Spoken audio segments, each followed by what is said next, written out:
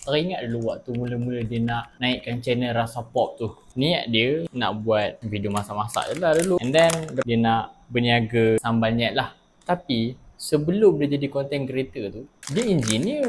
Dia dah belajar dekat luar negara. And then barulah dia fikir untuk nak jadi content creator. So berbekalkan dia buat video masak hari-hari, dapatlah peluang untuk nak buat sambal nyet berapi.